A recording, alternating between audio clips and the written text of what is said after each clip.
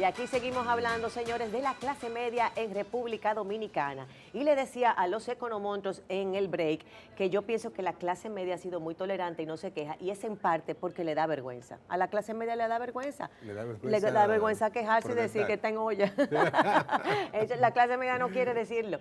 Pero de verdad, bueno, sigamos analizando el concepto. Vuelvo y repito, ¿qué es clase media desde el punto de vista del poder adquisitivo?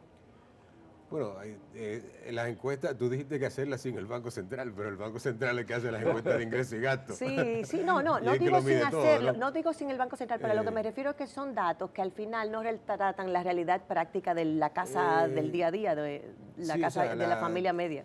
Se mide a través de las encuestas de ingreso y gasto, y realmente nosotros tenemos una economía que crece, ahí están los datos. Pero sí, o sea, el sentir es que la clase, el tema es fundamentalmente los impuestos. O sea, mira, Milton Friedman una vez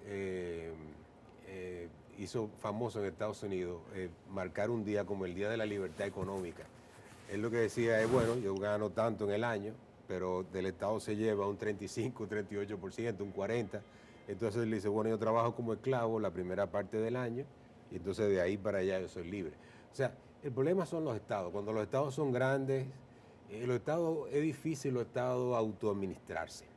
O sea, oportunidades para gastar siempre habrán. Y si tú tienes el poder coactivo de poner impuestos, lo vas a utilizar. Entonces, como te digo, el monopolio del Estado, él es que decide lo que te va a entregar, cómo lo va a entregar y cómo lo va a financiar. Sí, pero es muy difícil. Es un efecto dominó, porque quedamos en que una clase media afectada es las pymes. Héctor, las pymes son clase media, todo lo que es pyme es clase media. Entonces, una clase media afectada tiene menos contrataciones, tanto a nivel privado en su casa, un empleado doméstico, como también en su pequeña pyme. Si antes tenía 4 empleados y la cosa se le aprieta, tiene que votar a 2. Es que está claro, o sea, los impuestos siempre, mira, por ejemplo, ¿por qué se le pone un impuesto al cigarrillo? ¿Qué es lo que busca la gente, el gobierno a veces con los impuestos al cigarrillo? Lo que buscaba era más que una figura impositiva, buscaba que la gente dejara de fumar. O sea, el impuesto tú lo haces para que deje de fumar la gente, para que haga algo. Entonces el impuesto realmente siempre te va a afectar el trabajo, siempre te va a afectar la generación de riqueza. O sea, es muy difícil que se acepte y se asimile. ¿Cuáles son las perspectivas para la clase media ante vamos a decir, si seguimos bajo este mismo esquema? Mira, yo creo que el gran problema fue el que tratamos al principio, que tú pagas unos impuestos, pero en realidad no recibe ningún servicio. Y entonces eso te reduce tu poder adquisitivo porque tienes que gastar dinero en cosas que no se suponían. Exactamente. Por ejemplo, si tú quieres... Y también se gana menos ahora. Tomas el caso de los países nórdicos. Los países nórdicos tienen altos, elevados impuestos.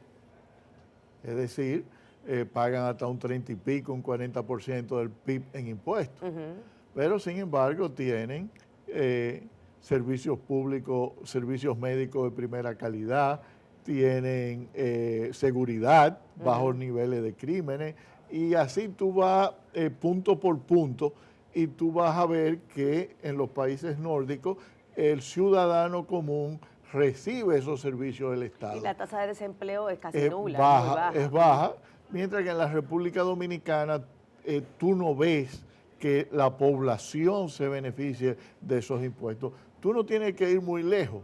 Sale ahí a la esquina de la Kennedy con la calle, con la de Filló, y tú verás el desorden en el tráfico que hay ahí, donde tú ves los policías AMET ahí que no pueden ellos controlar los motoristas.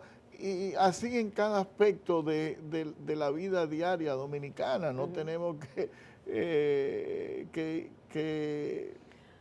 ir muy lejos con ya eso. para cerrar con Inés, que ha sido tan mentada hoy, decía Inés al final, bueno, adiós clase media, era algo así, no retengo ahora mismo en específico sus palabras, pero es un poco la perspectiva ante esta situación, es que cada vez la clase media se va a ir despidiendo de su condición de clase media. Pero no solamente también la clase media, vamos a suponer una persona que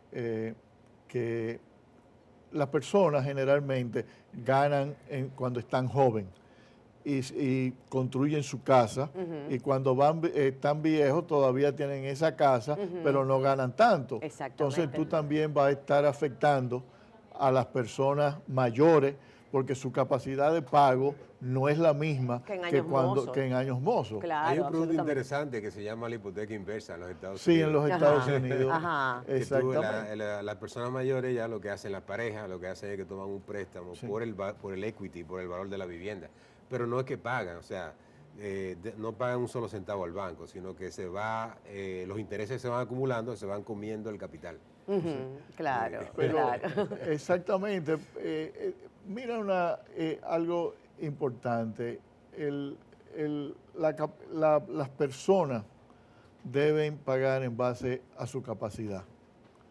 Y me parece que lo que plantea Inés Aispun en ese artículo es correcto. Pero también, a mí me da yo tengo la impresión de que la ley 155/17 es una ley de lavado de activos. Y tú no puedes obligar a una persona a tener que ir a revaluar su propiedad cuando esa persona no ha estado involucrada en actividades ilícitas. Entonces, tú no puedes usar una ley de lavado de activos para revaluación de propiedad. Tan simple como eso. Y como dije anteriormente, si van a revaluar el IPI, las propiedades para aplicar el IPI, entonces la Dirección General de Impuestos Internos debe pagarle al propietario el precio que ellos dicen que vale esa casa, no como las expropiaciones que hace el Estado, donde nunca los afectados se le paga, ni con bono ni en efectivo. Mira, el tema de los anticipos en las pymes, eso se desmontó ya oficialmente. Ya las pymes no pagan anticipos. No sé. No pagan anticipo. No, Ya, creo ya eso que se le pagan, desmontó, creo sí. que no Porque pagan. fíjate Pero tú ahí- que el impacto de eso, del pero- anticipo, fue negativo en la economía. Que hubo que... Eso Pero es ahí para no- que yo ahí es que entienda el vamos, impacto pero ahí es que de, vamos, o sea, de la clase media. creamos complejas leyes impositivas y entonces cada quien entonces comienza a sacar su pedacito de exoneración. fíjate o sea, a- vamos a una ley más General. Fíjate algo, general. en realidad había una propuesta cuando la reforma tributaria del 90 de eliminar el anticipo. Pero claro, porque- el anticipo no debe existir, No debe existir. No, pero ni el para la anticipo tuvo un compañía impacto ni nada. negativísimo Sin en la embargo, la economía. administración tributaria de ese entonces se opuso a que se sí. quitara. Pero eso es lo más ilógico del mundo. O sea, Claro, un y además que anticipo, tiene un o sea, impacto yo no he vendido negativo. nada, entonces no, anticípame, pero... No, y si el año pasado fue bueno y este año no es bueno, ya el anticipo te comió. O sea, la pura verdad que son medidas impositivas que no están siendo analizadas en mi modo de ver, yo sé que no soy economista, desde el punto de vista de la repercusión que va a tener en toda la población, porque la clase media es la bujía económica que da empleo en su mayoría a la clase pobre. Entonces, si tú estrujas y aprietas la clase media, entonces va a haber una clase pobre más empobrecida que no va a tener los Y que el empleos que le daba la anticipo clase también, media, el anticipo que somos se- muchísimos. Y el anticipo existía cuando el gobierno no tenía capacidad de crédito. De crédito, Entonces ya el exactamente. gobierno tiene y emite bonos y puede emitir una letra hasta abril, entonces se cobra eso.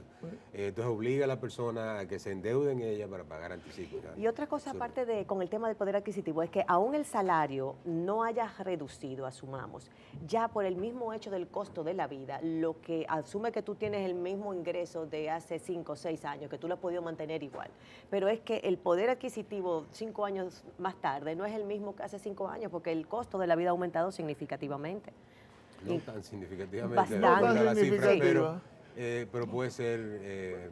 Pues, Mira, ajá. más que el costo de la vida, yo creo que son los aditamentos Sí. en que tiene que incurrir la clase media para sobrevivir.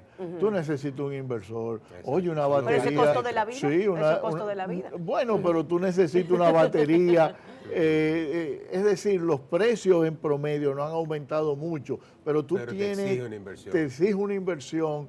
Oye, aquí no hay transporte colegial para los estudiantes, señores. Tú ves los niños dominicanos en motores por la mañana para el colegio, Para poder llegar.